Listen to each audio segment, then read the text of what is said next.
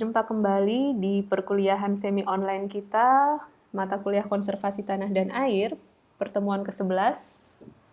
Dan kali ini kita akan belajar tentang prediksi erosi dengan metode USLA atau USL. Dan ini merupakan materi pengayaan dari materi sebelumnya, di mana sejak pertemuan ke-9 kita sudah belajar tentang apa itu pengukuran dan prediksi erosi. Minggu kemarin kita belajar tentang pengukuran erosi, dan minggu ini kita akan lebih banyak membahas tentang komponen-komponen dari prediksi erosi dengan menggunakan metode USL. Perbedaannya adalah kali ini saya akan lebih banyak berbicara tentang aspek teoritisnya, karena mengenai aspek aplikatifnya untuk menggunakan rumus, menghitung, dan sebagainya itu lebih banyak saya bahas di praktikum. Dan ini sekedar pengingat kembali untuk kalian bahwa apa itu perbedaan antara prediksi erosi dan pengukuran erosi. Kemudian prediksi erosi itu dilakukan untuk menduga laju rata-rata erosi yang didasarkan pada hubungan antara hujan, kemudian kondisi tanah, topografi, tanaman, dan aspek pengelolaan atau konservasi. Saya harapkan kalian tidak bosan untuk diberikan pemahaman ini berkali-kali, karena pemahaman ini sebenarnya adalah kunci dari konservasi tanah dan juga erosi. Ketika kalian bisa memahami konsep ini dengan baik, itu artinya kalian sudah cukup menguasai dasar-dasar dari erosi dan juga konservasi tanah dan air. Hubungan antara faktor-faktor erosi tadi itu digambarkan secara matematika lewat persamaan universal soil loss equations. Walaupun ini sudah saya berikan berkali-kali, tapi kali ini saya ingin lebih banyak menitik beratkan kepada faktor yang memiliki satuan, yaitu faktor erosivitas hujan dan faktor erodibilitas tanah.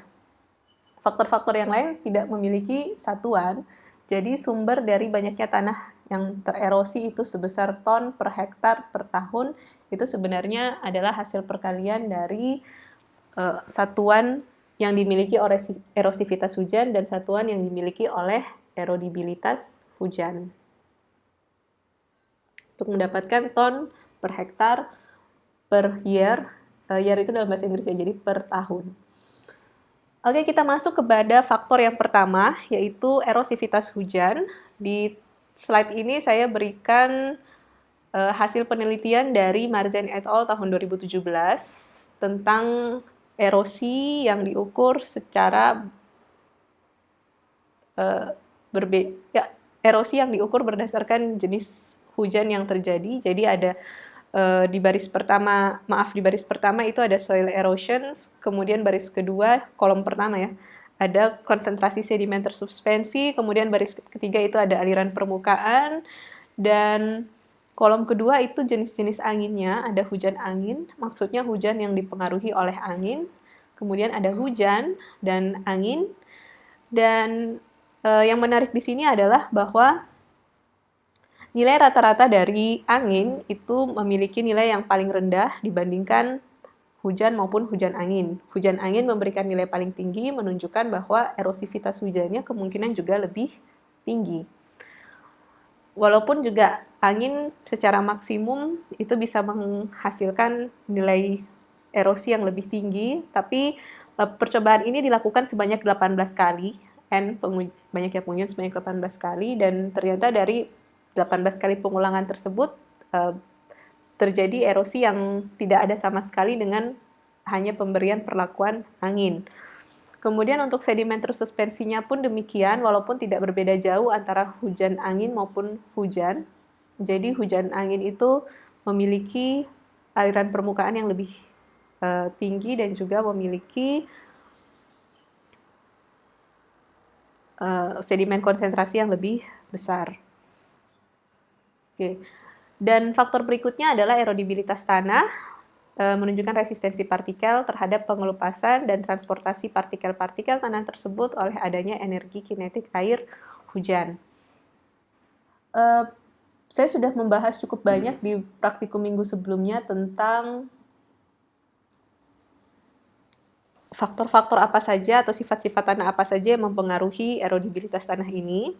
Dan di sini saya ingin menampilkan suatu diagram mengenai hubungan antara sumbu horizontal ini adalah ukuran partikel dan sumbu vertikal ini adalah kecepatan air dalam sentimeter per detik.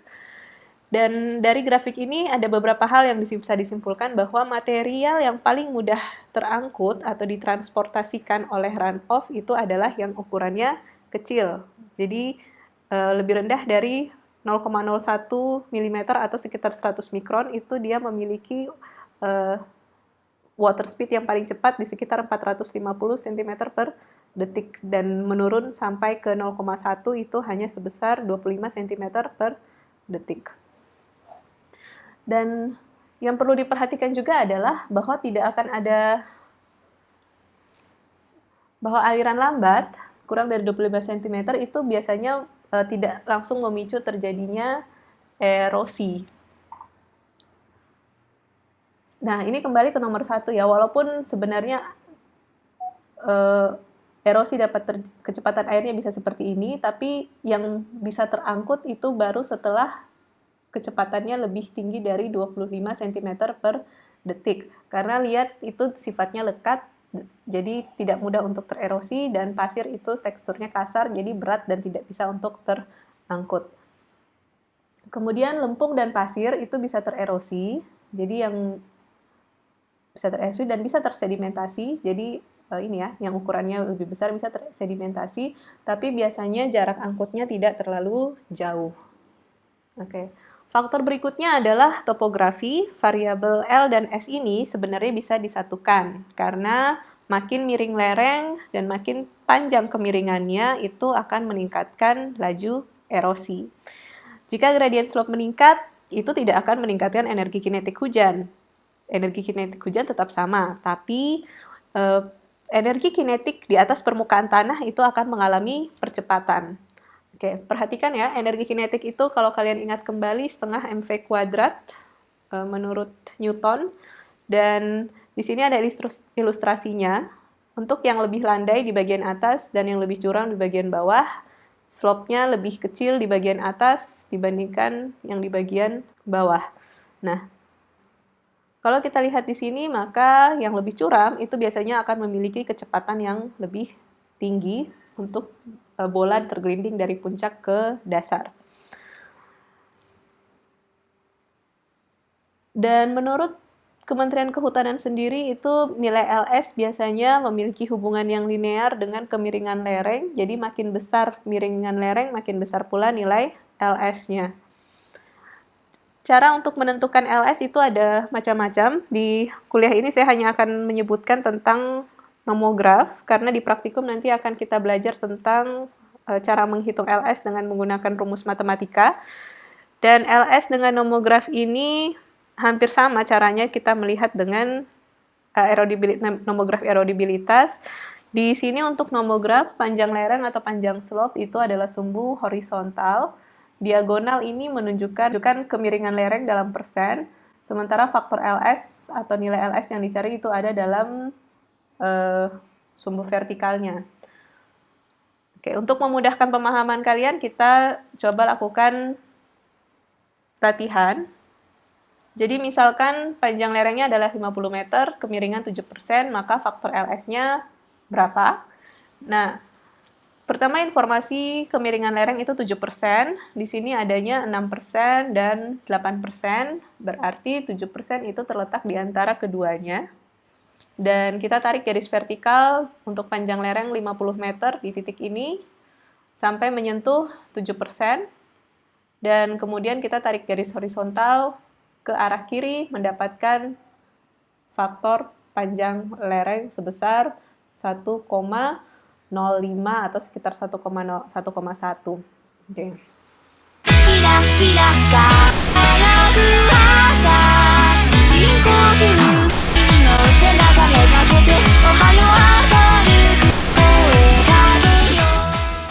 Ya, seperti biasa ada kuis evaluasi. Kalian bisa menggunakan nomograf LS yang ada sebelumnya, atau kalau kalian melakukan print out materi praktikum maupun materi perkuliahan, itu ada nomograf LS di sana. Silakan kalian cek nomograf tersebut untuk menjawab satu pertanyaan ini. Jika ada dua lahan, yang satu panjangnya 150 meter, yang satu panjangnya 30 meter. Slope yang pertama itu 1%, yang kedua 2%. Pertanyaannya, mana yang memiliki nilai LS lebih besar? A atau B? Atau sebenarnya faktor LS antara A dan B itu sama saja. Nah, pilih salah satu jawaban yang kalian anggap benar di form evaluasi. Jangan lupa mengisikan nama, NIM, email, dan program studi kalian. Kelas kalian. Kemudian kita lanjutkan ke faktor berikutnya, faktor penutup lahan. Faktor ini merupakan faktor yang cukup kompleks dan cukup sulit untuk ditentukan, karena setiap daerah itu biasanya memiliki cara bercocok tanam yang berbeda pula. Akan tetapi sudah banyak penelitian yang dilakukan dan secara umum sudah ada nilai C yang cukup bisa diterima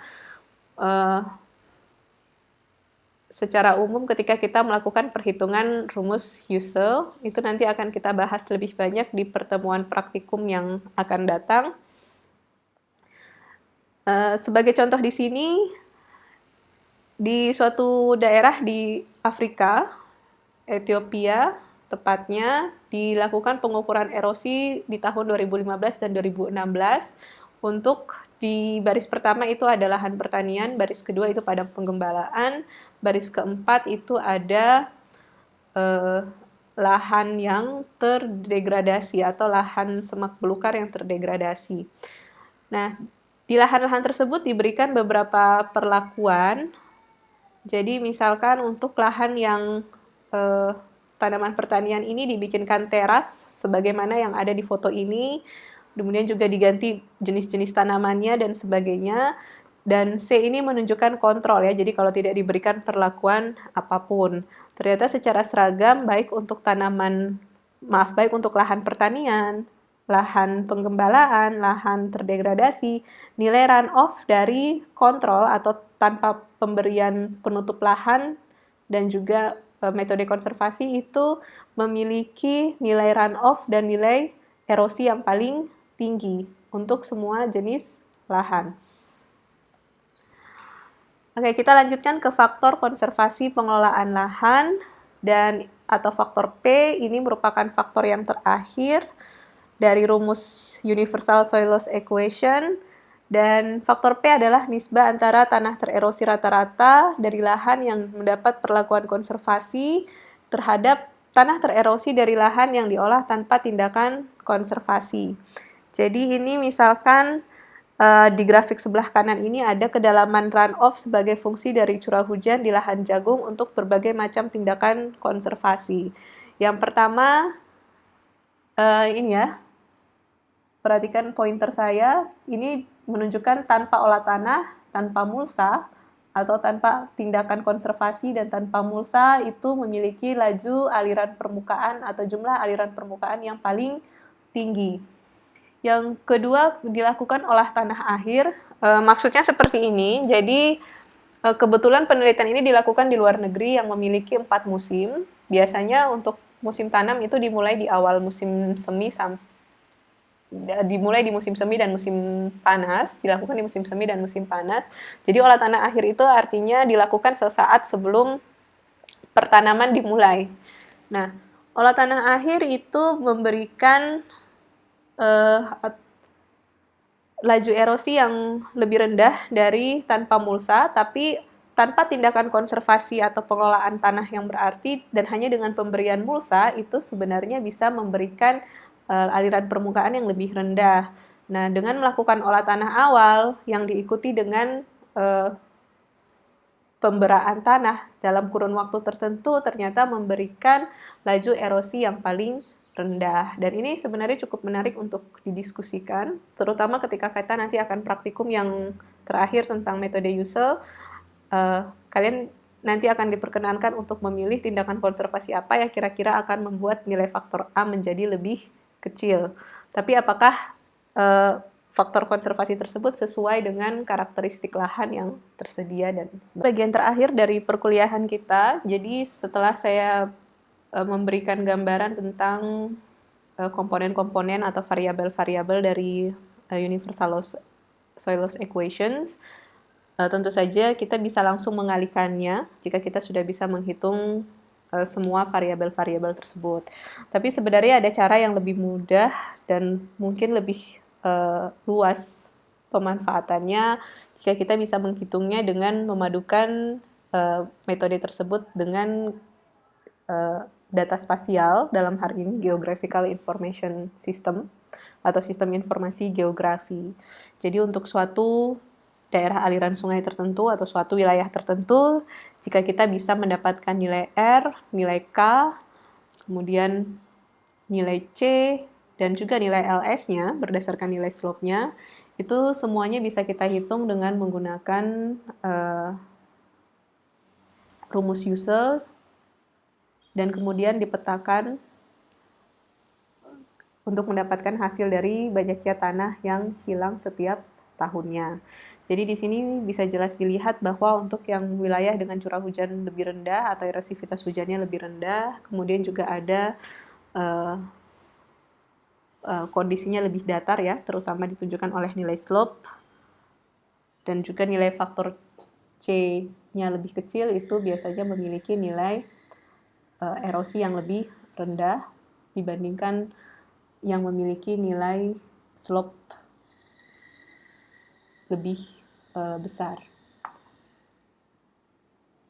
Oke, yang ditunjukkan di sini ya, jadi di slope-nya lebih besar, itu biasanya juga menunjukkan nilai erosinya lebih besar, tapi tidak selalu. Terutama untuk wilayah yang di bagian ini, dia memiliki nilai erosi yang kecil. Kenapa? Karena nilai C-nya lebih kecil, seperti terlihat di sini. Nah, ini sebenarnya merupakan suatu penelitian yang menarik, dan saya sangat terbuka jika di antara kalian kemudian nanti ada yang berminat melanjutkan ke jenjang D4. Selain kalian bisa meneliti tentang hal-hal lain yang sudah lebih sering diteliti oleh senior-senior kalian mungkin juga bisa meneliti tentang bagaimana pengaruh dari tindakan konservasi tanah di Kabupaten Kupang misalkan terhadap laju erosi yang terjadi, dan itu bisa kalian susun dalam suatu penyajian data seperti ini. Dan itu memang mungkin bahasan yang akan sangat jauh ke depan, dan mungkin juga tidak semua dari kalian ingin melanjutkan dari jenjang D4, tapi ini hanyalah salah satu ide yang bisa saya berikan kepada kalian. Nah, untuk itu kalian nanti akan, jika kalian berkecimpung di bidang, jika kalian melakukan penelitian ini, tentu saja nanti kalian akan mendapatkan bimbingan tentang bagaimana cara menggunakan beberapa software untuk analisis Geographic Information System dan juga pengolahan data lainnya. Oke, ini penutup dari saya. Sekian perkuliahan hari ini, dan sampai berjumpa kembali di pertemuan ke-12 yang akan datang. Kita masih punya 3 kali tatap muka lagi, jadi selalu ingat untuk menjaga kesehatan. Terima kasih.